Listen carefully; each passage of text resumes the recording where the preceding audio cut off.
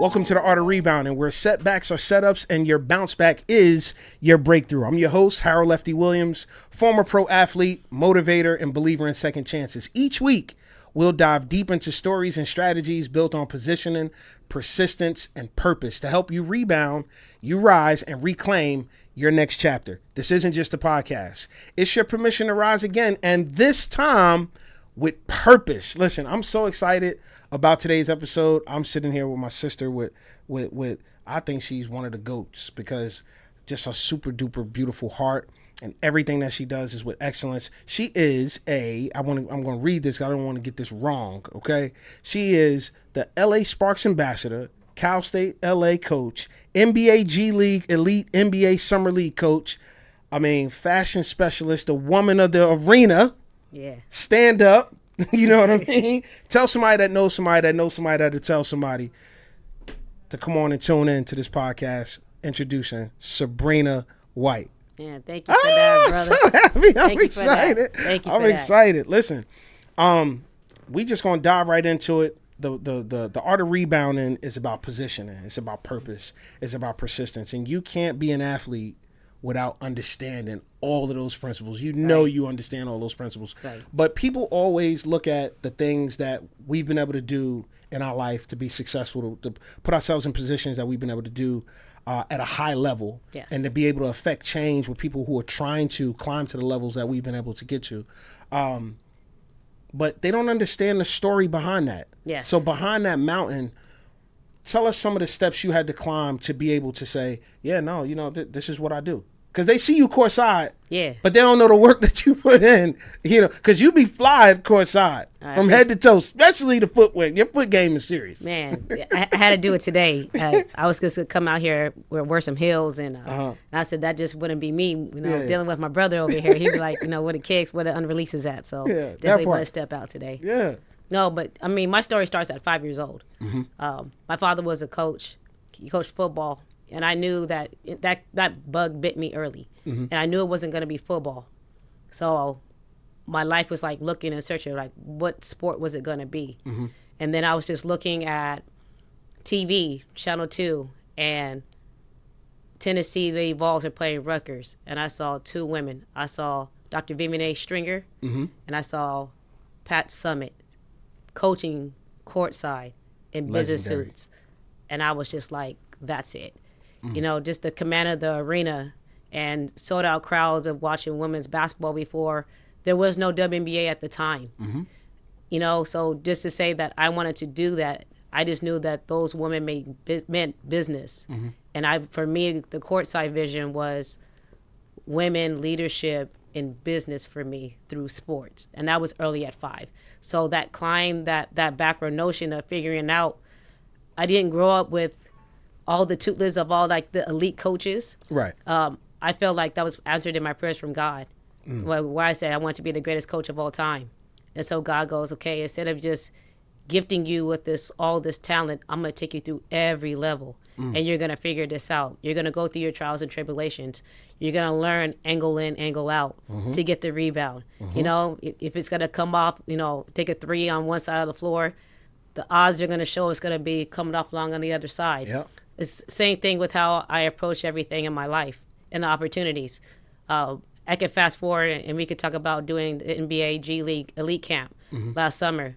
You couldn't tell a 5-year-old young black girl from, mm-hmm, West Covina, California, that I was going to be on NBA TV leading a team in the NBA. Wow. There's no way you could have told me that. But it's been the steps of coaching a homeschool boys varsity team out the gate, and somebody entrusted me to say, you're going to lead us, and then winning a national championship there. And then coming back here and then going back to the girls' side, having a team out here in Orange County where girls were first-generation Hispanic kids that let me shape and mold them, and they trusted me, and they ran through a wall for me, and to win 3 straight titles and to win 32 straight games in a row, and was really making a lot of noise out in Orange County, which propelled me to get to the college game, which prepared me for the Los Angeles Sparks to notice me and say, hey, you're what we've been looking for. You exemplify what the W was about and what the LA Sparks are about. And we are a women's campaign, and be able to come into the WNBA was also created to that partnership with my sisters now, mm-hmm, who I was able to train WNBA players more than just basketball, but how to eat right, how to get up, how to do all that, how to watch film, do that full 360. It's just been a blessing. So do you think that your process was definitely, like, looking back, because hindsight is always 20/20. Yeah. Do you think looking back at it, you were like, I kind of made this step, and I knew that would lead to that step, and that step would lead to that step? Or is it just kind of like, man, my steps were just ordered, it just kept happening and it kept happening? I'm a very spiritual person. Me too. So for me, it was, they always say, if you just be quiet, you hear God whisper. So for me, it was always being by myself, kind of like listening to darkness or seeing something and God whispering, remember that. Didn't know why, but remember that. And then come back full circle to those people like, hey, you're such and such and such and such. You know, that's probably one of the coolest things. But those opportunities, like I said, when the phone rings and they call and tell you, can you get on the plane? Yes. There's a lot of people when they get those opportunities, they get nervous and scared and they don't show up. No, that's true. You know? Let's take a minute and park there. So she said there's a lot of people, there are a lot of these listeners and viewers, there are people who are afraid to make that next step, right? And they're afraid to get on that plane. They're afraid to do that relocation. They're afraid because they don't know what's on the other side of that door. Yeah. Right? But you'll never know if you don't open that door and go through it. I've missed 1,000 shots I've never taken. Yeah. And so you'll never know until you get to that place where you're like, you know what? I think I can do this. I think I can overcome it. So I was in a situation where I was in this vet camp, then I was in that vet camp, then I was in the summer league with the Grizzlies, right? And so you go through all of these things, and I experienced delay after delay after delay. Now, I had to play in Japan. I had to play in Germany. I had to play in England. I bounced around. And then once the world famous Harlem Globetrotters signed me, literally it just branded me in like 100 countries. It just shot off. But I almost missed that opportunity too, because my mind was still focused on, I got to get back to the show. I got to get back to the league. I need to do this. I need to do that. And here's the thing. It don't always look like the way you set out for it to look. Right. Not always. You know, sometimes it looks a little bit different. And for you, that difference magnified you. Like, I watch how, just how you handle people. I watched you, what game were we at? We were at the Dallas Wings game and the Sparks game. And I just watched just how pleasant you are with everybody. It's just such a beautiful soul and experience. And people need to understand that is the way you get blessed, right? By treating people the way that you want to be treated and bouncing back. So who was it that put, you said your father was into football. Yes. Who was it that put a basketball in your hand? Crazy story. My sister actually played basketball. Okay. And she was playing on her team. And one thing we do in our family is that we support each other. So we show up. She had a game. Was watching her game, standing on the sideline. And like I said, it was like God. The basketball rolled to my feet. And I never put it down. Like, from that day, it was just me and the basketball. And it was a Michael Jordan era. So, I mean, I think you know, like, we would watch Mike play, and then commercial break, I'm going outside trying to replicate everything that he did and just break that down. But, like, for us, like, somebody saying, like, this is how you play, I did not have that. That was definitely, like, using my imagination. And like I said, we grew up in the greatest era of, like, Michael Jackson, Michael Jordan, just the standards, the GOATs of the GOATs. So that whole breaking down his form, the first step, ball placement, that was my tutelage. So, but yeah, if it wasn't for my sister playing, I don't know how that would have correlated for us, like, watching Pat Summitt to learning how to play in the nuances. So I placed the ball in my sister Manisha's hand. Like, I just was like, here, you know, this will help you because it helped me. Basketball saved my life. But you said something that's key that I want the listeners to hear and understand. That's imagination. And you have to have an imagination. And so if you look up the word dream, it's a series of images that take place involuntarily in the mind. And so when I think mind, I always say that all of life takes place in between your two ears. So when I think of mind, I think of mindset. And so this has to be right. Your mind has to be right in order to be able to imagine or dream up the world that you desire to see, Yes. right? And for me, I wanted to travel the world because I never was able to travel the world. We were broke down, busted, and disgusted, right? The first time I ever got on a plane, I was 18, my first time on a plane, I was leaving the country, traveling to Amsterdam Wow. for a basketball tournament. Wow. Crazy. My senior year in high school. And so I want people to understand that you have to be able to dream and hold on to what little you have left. Oftentimes you think that it's over, and it's not. It's actually just a check mark or like a race. Okay, I did a lap, a few more laps to go. You just don't know how many laps that you have to go before your situation changes for you. And your situation kept evolving. Talk to us about your coaching now at Cal State. How do you explain that open door? Trevino Johnson, another one of those GOATs. Mm-hmm. I would say he's almost like the male version of me. He had great mentors of the game, John Wooden. Just the things that he's able to come. But our coaching paths are very, very similar. Mm-hmm. We kept seeing each other doing the international scouting things, and really pretty much we were investing in our education and ourselves and our future. Mm-hmm. And putting our money where our mouth was. And, he would be coaching games at Palisades, and I would make sure I would go and support him and just say hello. Like you said, like you see me walking around the arena, it's about relationships. Mm-hmm. And when you see people doing the work, I make sure that I let people know that I see them. Right. Like your hard work and what you're doing, you're actually doing the work. You're not just asking for a handout. Mm-hmm. And he was figuring things out. I was coaching at a different college at the time, and he was watching my journey, and he was just like, hey, are you open to come over here at Cal State LA? And I was like, most definitely. We both want to win a national championship for Los Angeles, for the mm-hmm. people of Los Angeles. Mm-hmm. That's something that's our mission. Mm-hmm. And our team's looking pretty good this year. But, okay, talk your talk. But coming to Cal State LA, man. To represent the people, we're the only college that says Los Angeles across our chests and our uniforms. Mm-hmm. That means so much. Mm-hmm. And when we're out there in the community, we're doing community service. We're seeing the people that are struggling. We see the people that are rising. Mm-hmm. And we're going to bridging those gaps and giving our young women who are going to be the next leaders, that platform to be like, hey, empower you guys. Like, mm-hmm. you have a choice. You could be here or here, but you're in LA. You're in the best place in the world where we have all the resources. And if you have that hustle, you have that grind, you'll make it. Yeah, you'll make it. You'll make it for sure. Yep. That's no lies told there. Do you feel like with your journey coaching the G League Elite in the summer, did you feel like you were able to look back through the rearview mirror and process how far you've come and said, I think I'm here? Oh, never wasn't I'm here, but it was everything prepared me for that moment. Mm-hmm. Getting off that plane was delayed. Getting in, I was one of the only people coming from the West Coast, mm-hmm. going back east, and knowing that my plane was getting in 3-4 o'clock in the morning. There's no Uber, there's no Lyft.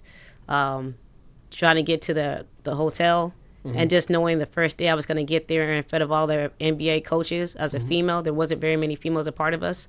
I had to come prepared. There's over 100 athletes doing the G League Elite Camp. I had to do the full, player scouts. I had to know everybody a part of it. And then the first thing they say, okay, present what you have. Who are these players? Can you do this? And I'm the one person that had everything prepared and be able to do everything. And it was just an honor. Mm-hmm. Just an honor from the NBA coaches. Like, you're one of them. Mm-hmm. So, like I said, looking back at it, it was just mm-hmm. like all your hard work, like they said, wasn't for nothing. Like, you're prepared, you're at the highest level there, and it was definitely a blessing. And I definitely was calling my parents, mm-hmm. Calling on my former players, everybody who poured into me that was part of this journey. That what you're watching, it says Sabrina White, but everybody has a hand on it, and I'm bringing everybody with me with it. No, that's good. That's good. Who was one person who you called and said, I just want to tell you thank you, because I'm here. I think I'm gonna be here for a while. My mom. Okay. What was that conversation like? My mom. Just starting out, like I said, girls didn't play sports.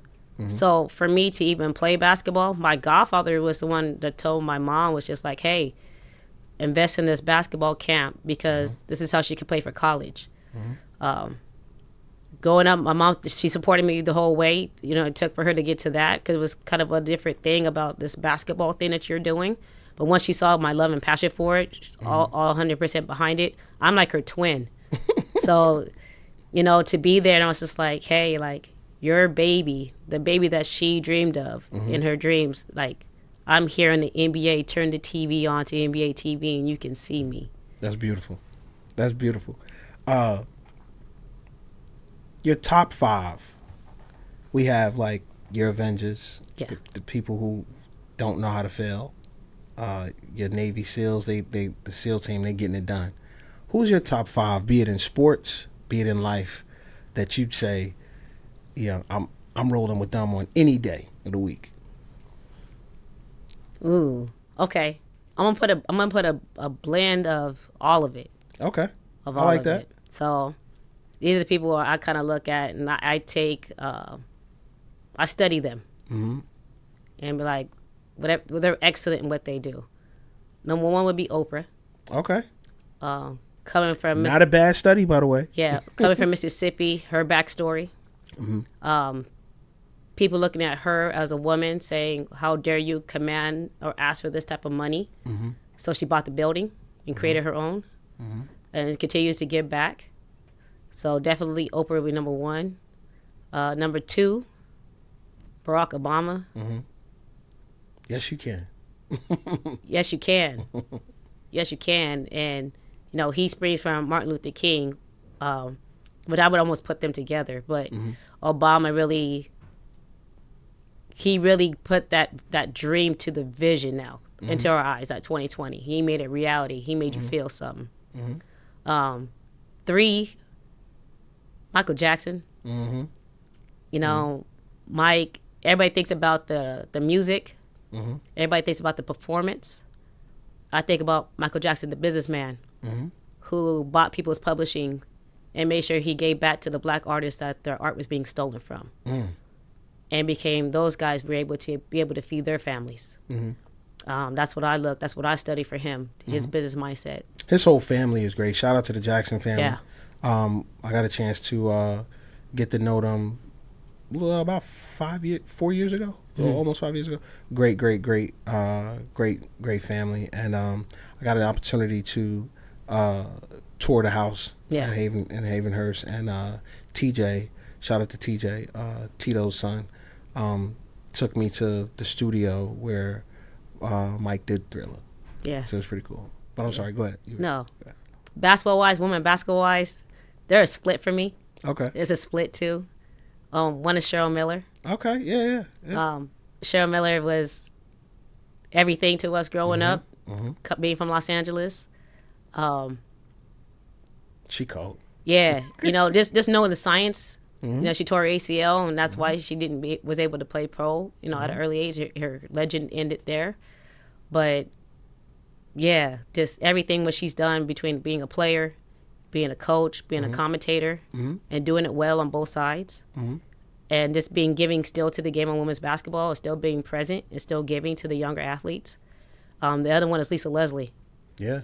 I don't think Lisa Leslie gets her respect. When you think about the WNBA and how you carry yourself with elegance, branding, skill level, Lisa needs a statue in front of Crypto. I've been saying it. Whoever's watching it, Lisa Leslie needs a statue in front of Crypto. I would agree with that. Yeah, immediately. So those two for me are split. Okay. Yeah. How do you feel about today's game? So you look at, you and I were at the game. Yeah. And then we look around, and the game is darn near sold out. Yeah. Everybody's on their feet. I watched the game go down to the wire, and the Sparks went at, almost darn near buzzer beater. Yeah. And then the rematch was just even more convincing. It was a bigger spread. But I look around, and I see so many people in the seats, and you've watched it from where it was to where it is. How do you feel about that? Great joy, great pride. you know, my passion is really, really growing this game, the women's basketball game, taking everything from what I'm learning from the NBA and you guys with Holland Gold Charters, just everything across the board. And I cannot wait to the day that WNBA games are even better than NBA games. Like all the way to the 300 level, you know, tickets being sold out, the skill level getting there. Remember, the women's body itself is evolving. I know. I don't think people really understand that.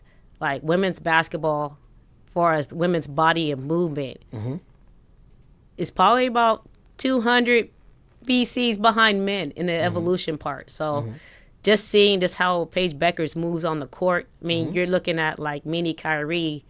You know, it's like, okay, well, what will women's basketball look like in 20 years? I wish my daughter would have played. You know? I wish she would have played. Yeah. I came home. They didn't even let me get a chance to get in the car. My wife picked me up from the airport. My daughter probably was like, she might have been 3, maybe. Said, my wife said, "It's okay, baby. You can tell him. Tell me what." "I don't want to play basketball anymore, Daddy." I said, "Oh my gosh, no, she didn't. She just broke my heart." You know, because she can shoot. At the time, she was shooting left-handed. Now she shoots. Now she'll shoot around with me. Okay. Just to appease me, and then during the time she'd go to basketball camps with me. But she's like, "I'm done. I don't want to do it for real." Yeah, You know? I can't wait. I can't wait to have kids and see what they're gonna do on the court. Yeah, Coach Steve Smith was at Oakwood. He was the athletic director there, and he called her the female Dennis Rodman. And, okay. Yeah, just because she's just like physical and you know, and I said, "Man, she'll run through a wall for you." You know, she just didn't want to play. She just don't, you know, and it's fine. She's in her own little lane. I don't want to force her to do it, but boy, I wish she would have did it. Yeah. I wish she would have played. I'm telling you, she's good. So that's your 5. Someone's listening and they're saying, I've watched and I see your journey, and that sounds great for you. But for me, I don't have nobody to put that ball in my hands. For me, I don't have someone in the home, a father, to say, "We're here. This is what the direction we're going." I don't think I can make it. I don't think that I can do that. I don't think that I can keep going into the level that you're going to, or I'm on a job that I like, but I'm afraid to do what I'm called to do and follow my passion, to be able to be at a level that a Sabrina White is. This is your camera right here. Look into that camera and just what would you say to that person? The first thing that you would have to do, and it's the first omen if you ever read the book The Alchemist, is that you have to have courage. If you don't have courage, you can't take that first step. And that could be just saying, "Hello, my name is," or just a smile, or just simply just study what you're trying to do.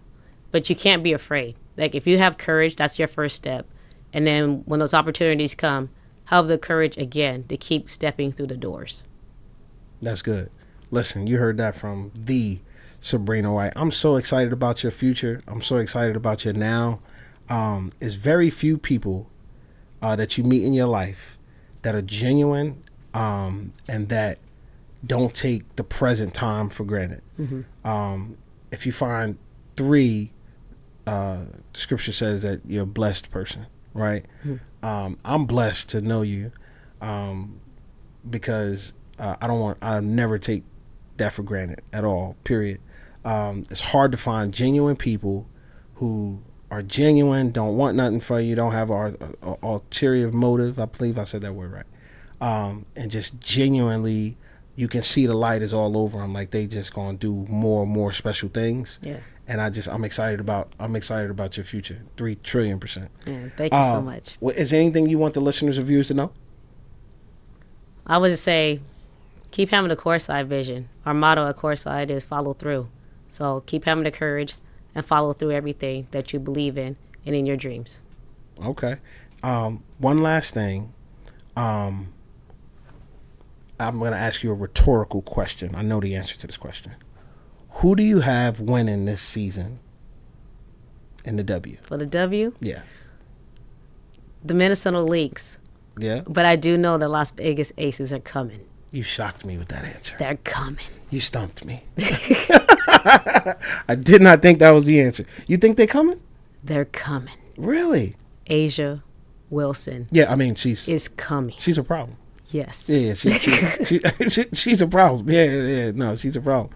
Interesting. Okay, you stumped me. Okay, all right. So you don't think that Indiana's got a chance? No. And I love you, Indiana. I know some of my friends are with the Fever, so I love you guys in it. But just too many injuries, and you know this as a ball player. Health is a key part of this whole thing. So the two healthiest teams, chemistry and health. Yeah, the two healthiest teams. That's what they can't pick the Liberty. They've had some injuries, and they need to have time to get that chemistry up, like you're talking about. So with the Aces being healthy and peaking at the right time, and the Lynx being fairly healthy throughout the year. That's why I have those two meeting in the finals. Who do you have Paige getting? Yes. Rookie. Yes. Unanimous. Unanimous. Unanimous. You think unanimous? You think Paige, it'll be unanimous? Becker's unanimous. They're not going to probably, but wow, it's not even close. Would that be the first time that someone's got unanimous Rookie of the Year in a W? No, Candace Parker. Candace Parker was MVP and Rookie of the Year same year. Okay, yeah. Well, I mean, that was just my goal, Candace Parker. Yeah, that was just a no-brainer. Yeah, I forgot about that. Yeah, sorry, Candace. Love you, Candace. Yeah, that part. I appreciate you being on the show. It means so much to me. Give them your handle so everyone can follow you. Yeah, if you want to follow me, you can follow me at Female Fail Jack at Instagram, also on TikTok and Snapchat. Or if you like the jacket, you can follow us at Courtside Vision on Instagram and go to the shop at courtsidevision.com. Definitely go check it out. Get you some merch. There's another jacket. I don't even think the jacket you had on is even out yet. No. The jacket, we were in a tunnel. Yeah. Oh my gosh. Yeah. I got to get my daughter that jacket. Yeah, it's legendary out here. It's iconic. Man. Yeah. Man. Well, listen, I appreciate you for being on. Thank you so much. That's it for the today's episode of Art of Rebounding. Remember, the fall isn't what defines you. It's how you rise that writes your legacy. Whether you're rebounding from a loss, recentering your purpose, or just learning how to stand again, know this. You're not alone. You were made for more. You were built to bounce back. Until next time, keep showing up. Keep positioning yourself. Keep pushing with purpose, because your rebound, it's not just coming. It's already in motion. Follow me on social media at Lefty Williams 42. I'm always down to hear about your comebacks. I want to hear about your breakthroughs. I want to hear about how you were able to position yourself for the bounce back. Remember, the same water that softens the potato hardens the egg. And it's about what's on the inside of you that makes the difference. You can bounce back from any force of impact. I promise you. I've done it. I've lived it. Been there, done that. Bought the t-shirt and the DVD. Got it. Always remember, dare to dream.